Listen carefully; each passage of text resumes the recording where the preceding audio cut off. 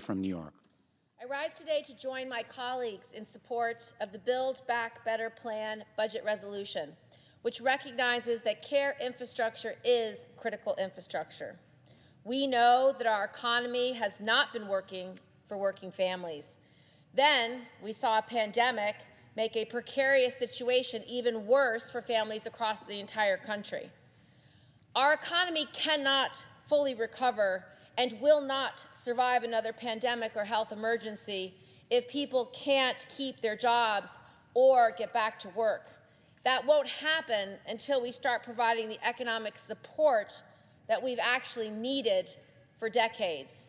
Support like childcare, universal pre-K, and universal paid leave. Paid leave is what allows people to keep their jobs when they get sick. It allows parents to stay home with children who are ill or forced to learn remotely. It lets hardworking people care for their aging parents. And right now, far too many people don't have access to it. More than 8 in 10 workers lack access to paid leave.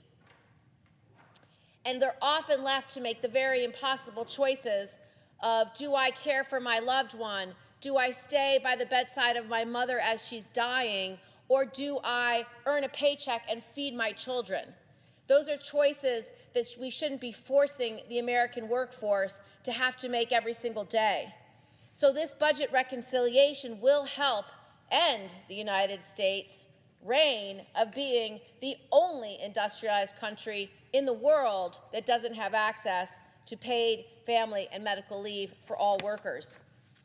I've been fighting alongside Congresswoman Rosa DeLauro for years to pass the bill. Our bill is called the Family Act, the model for the Build Back Better Plan's paid leave program, which would provide nearly every worker with up to 12 weeks of paid leave.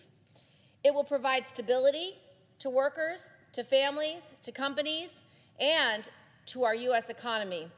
And now this is the moment that we can actually make it happen. This budget also recognizes the essential nature of the child care industry. Nearly 27 million people rely on child care just so they can go to work and feed their children.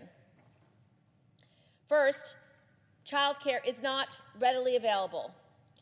Child care deserts and shortages across the country leave families without local options. Before the pandemic in New York, there was 1 slot for every 4 children that wanted access to affordable, high-quality daycare. After the pandemic, there was 1 slot for every 8 children that wanted access to affordable, quality daycare. In New York, a year of child care is often more expensive than a year of in-state college tuition. Those problems were exacerbated by the pandemic. Staffing at child care centers, which was already a problem pre-pandemic, is now down 15%. This budget will help us make the critical investments that are so long overdue.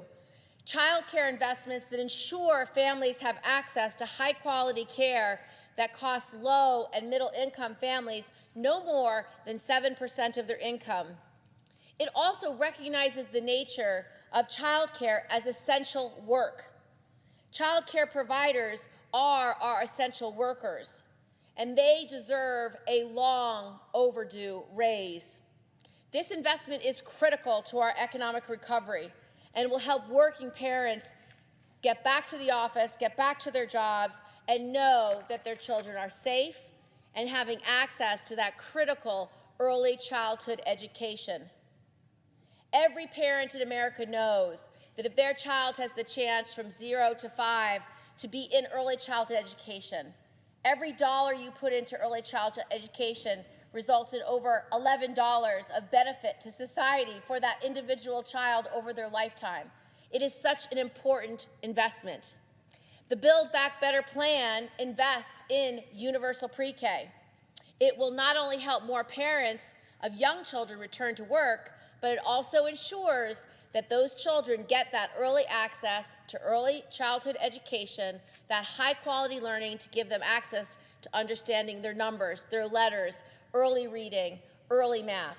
That is essential for them being able to thrive. These forms of care infrastructure are what make the difference between a family surviving or a family thriving. And that's what this country needs to actually recover from this global pandemic. These investments are just as important as our investments in roads and bridges and sewers and clean water and clean air and high-speed rail and rural broadband. All of that matters. And together, that's how we recover from this economy. This is the moment to make this once-in-a-generation investment in the future of our families, the future of our middle class, the future of our economy. And this is something that we can do together. So I ask all my colleagues to join us in getting the Build Back Better plan over the finish line. It's about our families, it's about our economy, and most importantly, it is about our future. I yield the floor. Mr.